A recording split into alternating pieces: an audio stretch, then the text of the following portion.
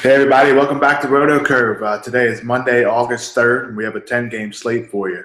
Obviously, it's the first day of the week, first day of the new series. A lot of teams are traveling, but we do have a 10-game slate. So there's 20 teams, there's 20 different pitchers to choose from. So let's get right into it.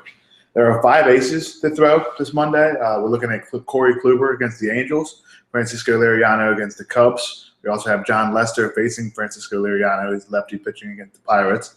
Garrett Richards facing the Indians. And Felix Hernandez at Coors Field against the Rockies. That's going to be a game for everyone to look at, and we're going to discuss it in a little bit.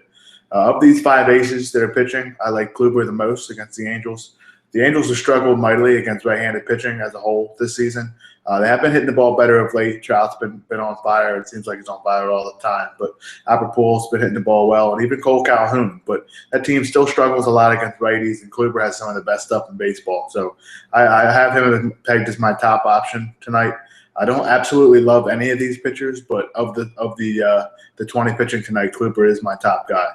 The other guy I will like to use tonight is John Lester against the Pirates. The Pirates are a team just like the Angels who have struggled as a whole against left-handed pitching, or in the Angels' case, right-handed pitching. But the Pirates have struggled against left-handed pitching. But they have been hitting the ball well of late. They have a lineup that's built to hit left-handed pitching, but the numbers seem to say otherwise. And Lester has been pitching very well of late. So I do like him as a left-handed pitcher in a pitcher-friendly ballpark, TNC Park. That leaves out 3 of the aces, and I want to talk about why I don't like either one of them. First, let's get into why I don't like Felix Hernandez. Of course, it's Coors Field. You can say that you would not start any pitcher in Coors Field simply because of the conditions. Now, the conditions make pitchers not be able to have as much movement on their pitches, and that's a big thing.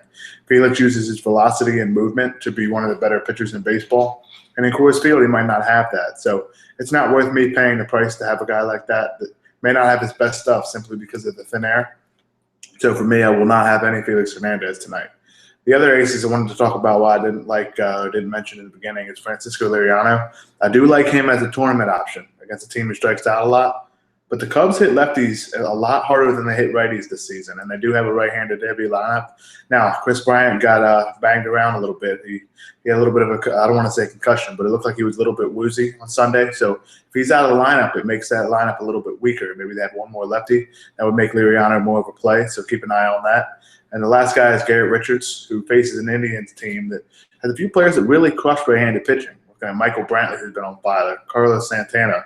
They just lost Brandon Moss, but that means guys like the big lefty that just had called up, Jesus Aguilar. He was up and they got called down. So they have guys like Lonnie Chisenhall, who absolutely crush right-handed pitching. And at the top of that lineup, they have Jason Kipnis as well. So they have some guys that can really mash the ball against right-handed pitching. And a guy like Richards has been known as a guy who strikes out a lot of hitters. Not that much of late. He only has more than 5 Ks just 3 times in his last 10 starts. So for a guy that costs that much in that matchup, I'm not going to be targeting him, especially since he doesn't have the strikeout numbers up of late. In these cash games for Monday night, I'm going to have a lot of Kluber. I'll have him pretty much everywhere. On 1-pitcher sites, I will have him. 2-pitcher sites, I will have him. And even on 3-pitcher sites, I will have him. And for those of you not familiar or you're wondering about 3-pitcher sites, there is one out there, and it's a lot of fun. It's called Fantasy Feud. Been playing there a little bit this year. They have 3 pitchers. They have a full slate of hitters, different salary cap. And what I like about them is obviously you guys know that I'm a big fan of pitching.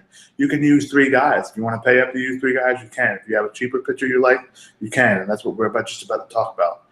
For those of you that have not signed up on Feud yet, you can use the referral code CURVE, and you get a $100 deposit bonus up to $500. So be sure to take advantage of that. And as always, RotoCurve will give a free $25 to anyone that deposits over $50. So be sure to check that out. Play some 3-pitcher daily fantasy baseball with me. I'll be over there. I'm looking forward to using Kluber and maybe a guy like Lester. And that means you're going to need a cheap guy, and that's the guys I want to talk about here just in a few seconds. The first guy I like is Nate Karns against the White Sox. We talked about the White Sox against lefties a lot. They struggle to hit against both sides of the ball, but the one thing about them is they're a top-tier matchup against lefties, but Karns is a righty. Now, the White Sox have actually migrated to one of the better matchups against right-handed pitching this year, and that's very telling because with the sample size that we look at for an entire offense, their numbers have to be very, very bad to get those numbers to be drawn down, especially this late in the season. That's exactly what the White Sox numbers have been doing. The one thing about Carnes, though, is the Rays tend to baby his arm a little bit. And what I mean by that is they don't let him pitch a lot. They don't let him throw deep into games. 2 or 3 starts ago, he did have over 100 pitches, but since then he's thrown 85 and 71. So keep an eye out for that. If you see that the Rays don't have any plans to pull him early, he's an even better play. But if he is able to do that, I like him as a cheap cash option to pair with a Kluber or with a Lester, depending on which way you go. But I don't know if I like his upside because he gets yanked early in the games. The next guy I want to discuss is Zach Godley against the Nationals. This guy is as cheap as can be on every site. We just mentioned Fantasy Feud. He's just $90,900, and with their cap room, that's very minuscule. It's a very good price to have a third pitcher. And the reason why I like him is obviously in his first start, he was absolutely dominant. But in his last start against an American League lineup as a National League pitcher, he was pretty impressive as well against the Seattle Mariners. So the one thing I like about him today is, of course, he has the excellent stuff as a big right-handed pitcher, but he faces the Nationals, whose offense has just been horrible. The Nationals just got swept by the Mets, and obviously the Mets pitching is a little bit better than what they're going to see in Godley. But they just did not have very good at-bats. They had a lot of guys swinging at bad pitches. They had a lot of strikeouts looking. So for a guy like Godley that doesn't cost too much on every site, you can use him and use a good matchup against the Nationals to your advantage and get him as a very cheap value pitcher. For me personally, I will only have him in tournaments because even though that Nationals lineup has been struggling, they do have some nice bats that can hit a few home runs and really mess up your day. The last guy I wanted to talk about was Colby Lewis against the Astros. Now, it sounds weird because we've been targeting Colby Lewis for years as the pitcher against, as Benny likes to say, a gas can. But one of the things about him is he gets really hot. He gets really streaky. He's been doing that lately. I believe he has 4 or 5 straight quality starts in a row. And actually on Fantasy Feud, he's the 3rd highest priced pitcher. So that's something to look at. A lot of these different sites have different pricing algorithms. Now HDraftKings, FanDuel, Fantasy Aces has him as a cheaper option. So I do like him on those sites. But I just can't pay up for a guy like Lewis on Fantasy Feud simply because of his price. Now, what I do like about him is for some reason he's always been successful against the Astros. Now, we're talking about if one guy's good against one team, it's not a big enough sample size. They're different teams. But I think it's something to mention because in 75 innings of work, it's a 1.91 ERA, 72 strikeouts, and he only had 7 walks. And that's a really big number because those are ace numbers. And although it's been against a team that's not your typical Astros, they're a much better hitting team this year, the Astros do strike out a lot. And with Lewis pitching well, that's the way that you kind of look to view him as a guy in recent form. He could be a decent GPP option, and he'll be a contrarian option as well because not many people will have him.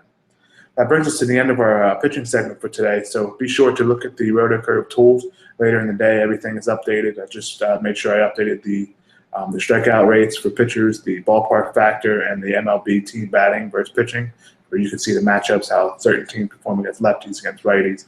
And also check out the RotoCurve lineups page. You can use that to see if guys are in the lineup. I mean, sometimes Mike Trout sits or Albert Pujols sits, and that would make guys make pitchers have a better matchup because those top bats are out of the lineup. It definitely makes things a lot easier. And also keep an eye out for Danielle's weather reports because you got to use that every day. If the weather's bad, you want to stay away from players in that game. So be sure to use everything on RotoCurve to your advantage. Everything's free, so be sure to check it all out. And just like always, good luck tonight, and let's win some money.